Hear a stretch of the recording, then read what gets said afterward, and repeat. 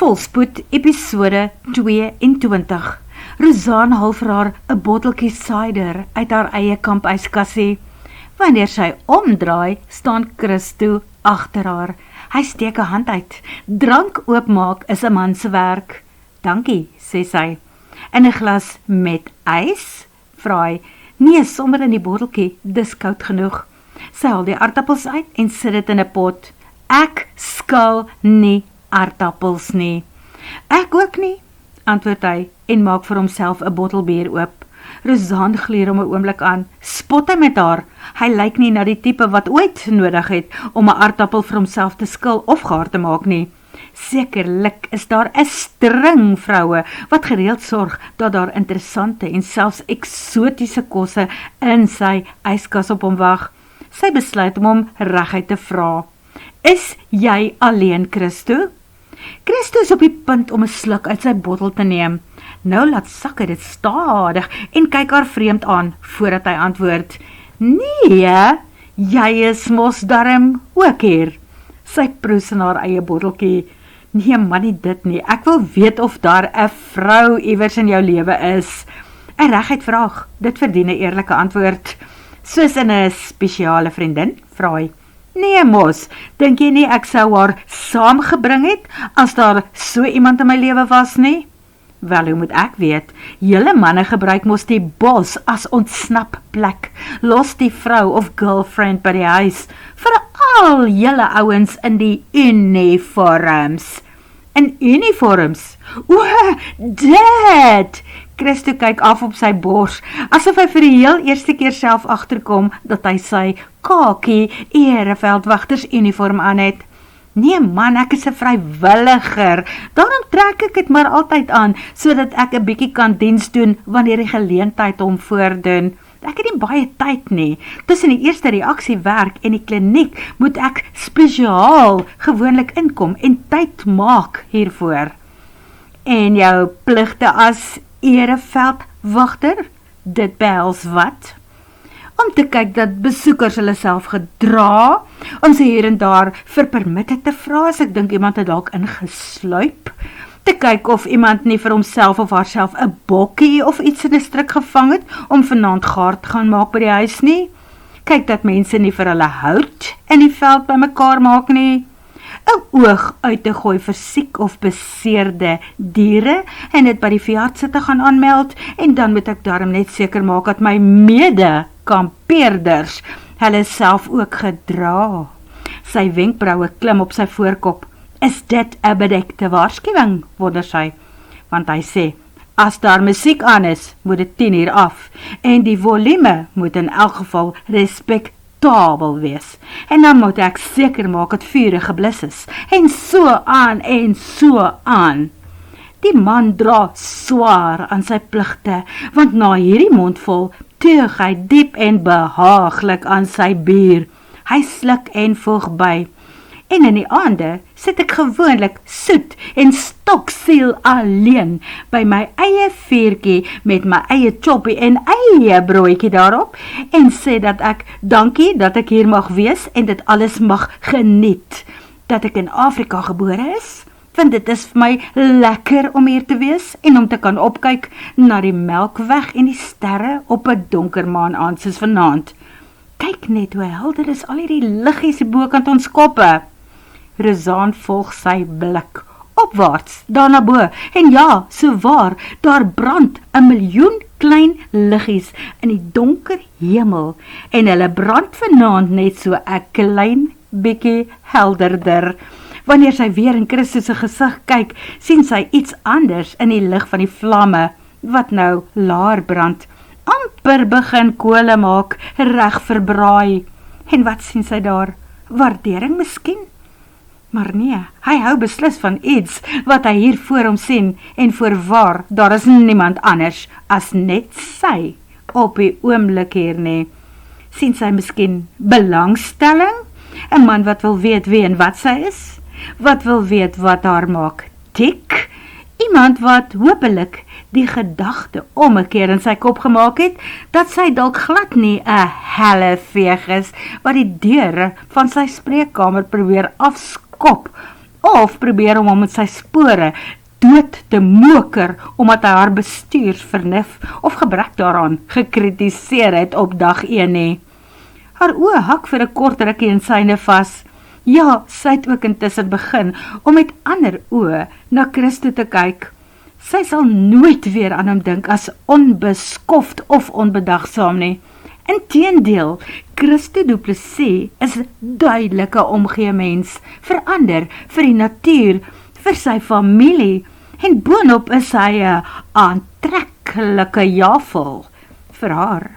Dit is waarskynlik die soort goed wat saak maak, sou 'n vrou dalk eendag weer dink in terme van maatsoek, wat beslis nie op haar kortlys van te doen sake vir die nabye toekoms is nie.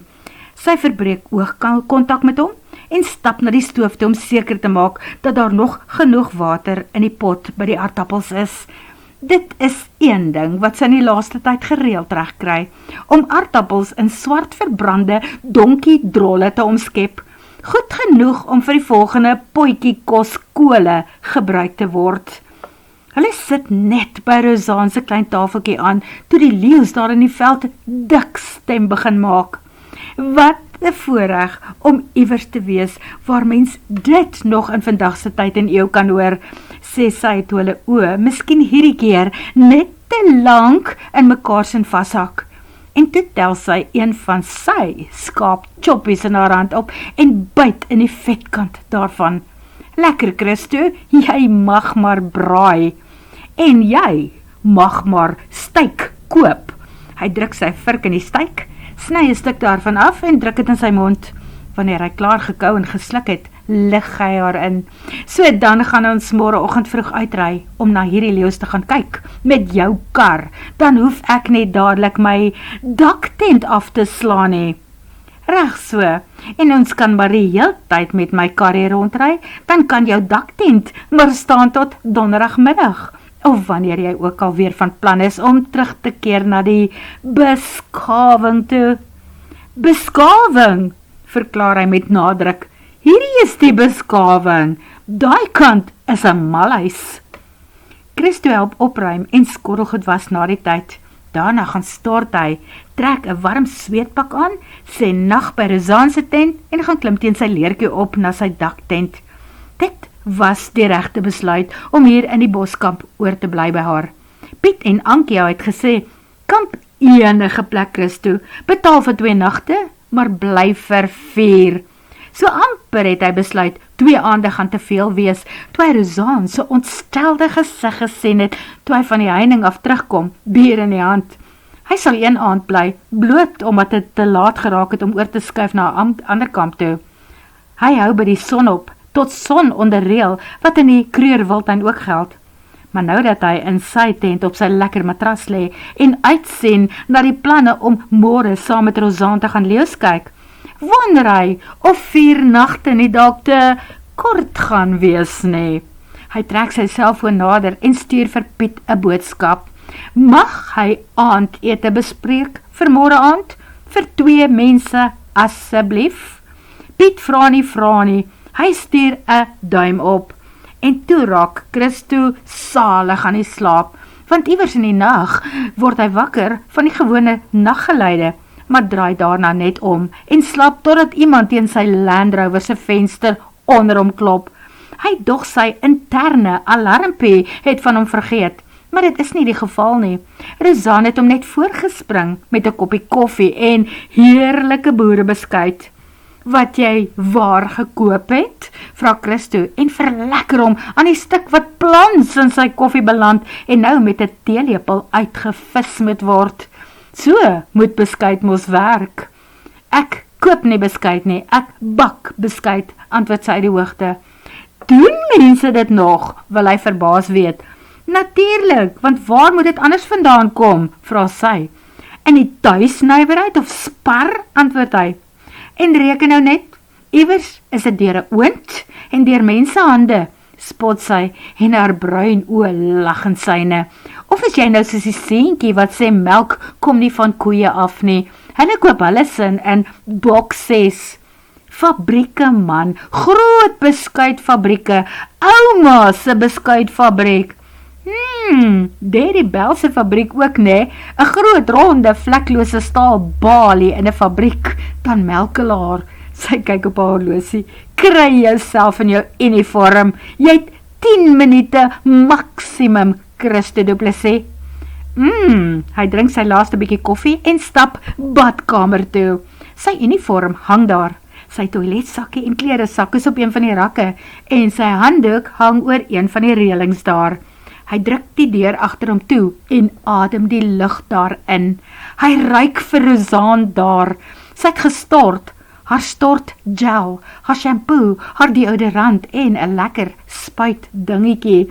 Hy het geweet hy kan maklik kop verloor as hy 'n badkamer met iemand moet deel. Hy hou mos van sy privaatheid, maar nou maak het iets anders in hom wakker. Rosanne tokkel op sy sintuie. Hy hou van hoe sy lyk, hy hou van hoe sy ruik, en hy sal dit aan niemand anders erken nie. Maar dit het so waar goed gevoel, die paar kere toe hy dit kon waag om naby haar te kom en na haar hartklop en longe te luister. 'n Man is nie van klip gemaak nie, gehoor. En as sy nie vir hom uitskel dat hy 'n onbeskofte skobbejak is nie, hou hy boonop van hoe haar stem ook klink. 'n Wonderlike dag in haar geselskap, terwyl hulle rondry en plekke verken. Hulle eet teen 11 uur 'n laat ontbyt by die olifantwatergat en gaan bekyk al die winkeltjies in die omgewing.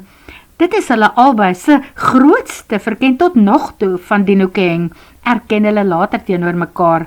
Christo se tyd wat altyd so beperk is, en Rosanne en Bert wat gewoonlik die kinders by hulle gehad het, so die bierbrouwery en die ander interessante plekke was altyd laaste op 'n lysie wat nooit uiteindelik gebeur het nie. Laatmiddag terug by die kamp, krap Rosanne in haar yskassie, maar Christo keer haar. Nope, ek het vir ons ete bespreek by Piet se eetplekkie. Niks romanties nie, spaar ons net 'n aand se kos maak. Niks romanties nie, hoe aarde, Piet en Ankia het iets verkeerd verstaan. Hulle dek 'n tafeltjie deur onder 'n spesiale staal gazebo met 'n rooi tafeldoek en kersse, en pad daarna toe is met kersse in papiersakkies gepak. Sagte romantiese musiek speel in die agtergrond.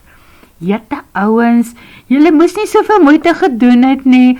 Ons is niks van mekaar nie. Ons is net vriende, verduidelik Christo, toe hy die verleentheid op Rosanne se gesig sien. Ons ken mekaar eintlik nog glad nie. Wat is dit, Rosanne? 10 dae? 2 weke? Dalk nog nie eens so lank wat ons vriende is nie, keer Rosanne ook.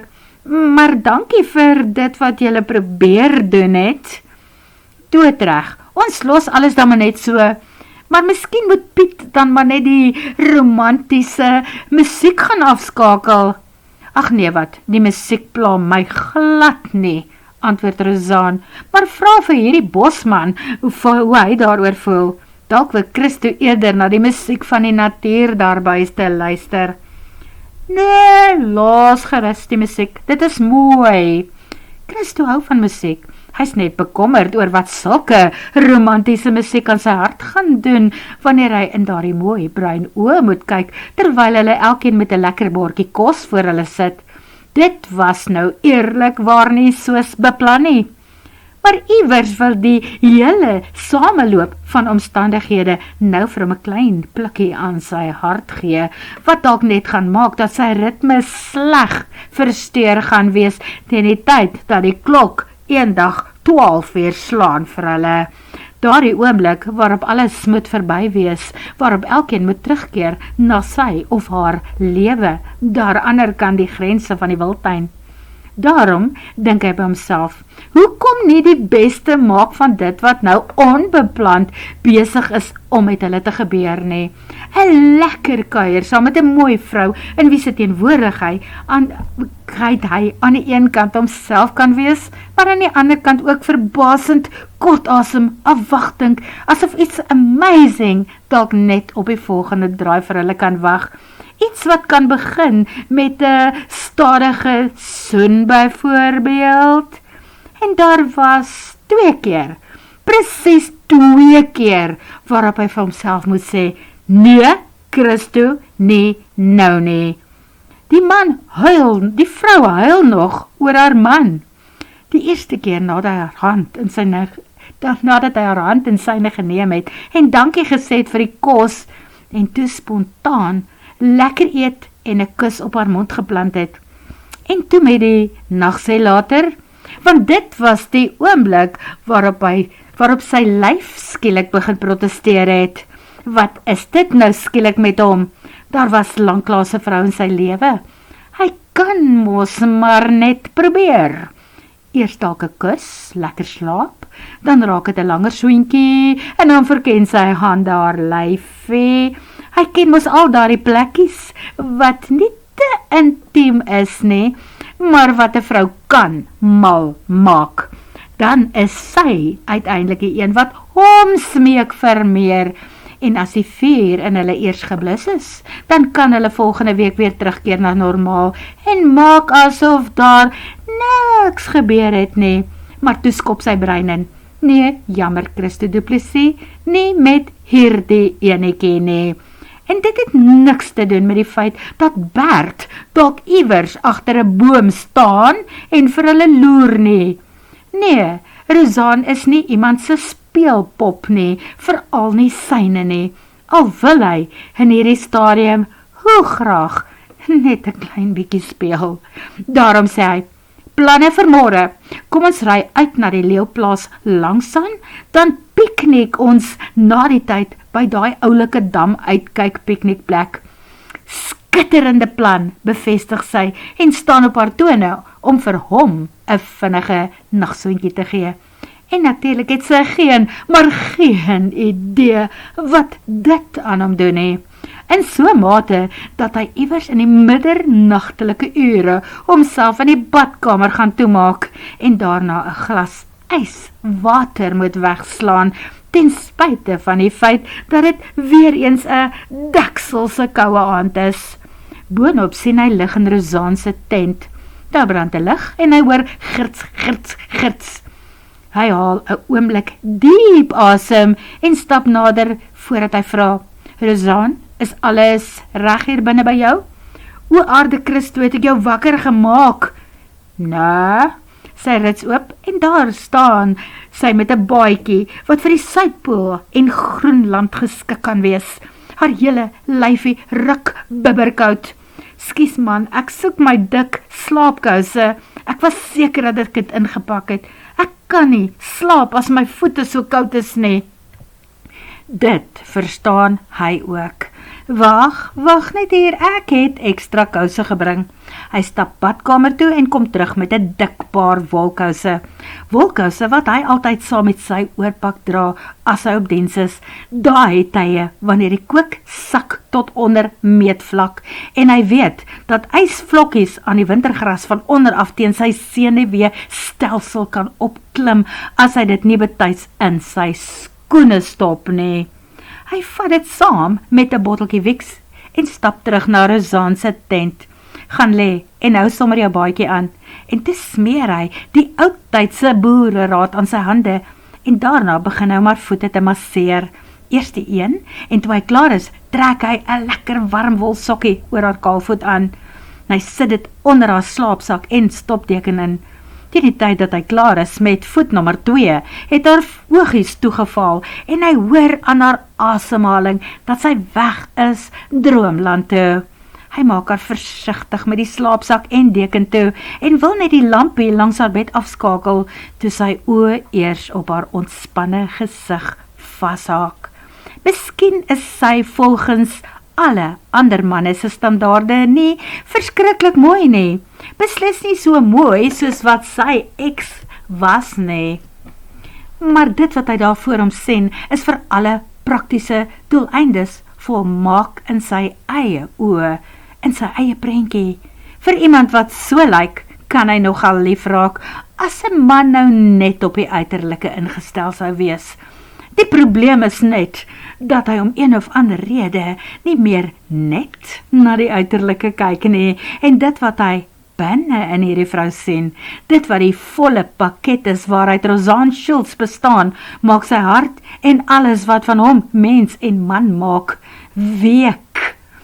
Hy wou vinnig op die voorkop soen en uitstap, maar nou weet hy dat dit moeilikheid sal soek. Sy moeilikheid sal geboek wees. Hy is besig om gat oor kop vir hierdie vroumens te val. Dan liewer die wapenrusting van Christo Du Plessis aantrek en net opstaan en uitstap. Hy rit sy tent toe en gaan klim in sy eie dakdomein. Hy wag vir sy eie slaap en nugterheid om terug te kom. Die slaap kom haal hom wel. Die lewensnugterheid is 'n bietjie van 'n probleem, want hy sien so uit om nog 'n dag saam met haar deur te bring, dat sy kopwekker om 5 uur uitjaag, en dat hy die een is wat haar met koppie koffie en van haar eie beskuit gaan wakker maak. Word vervolg.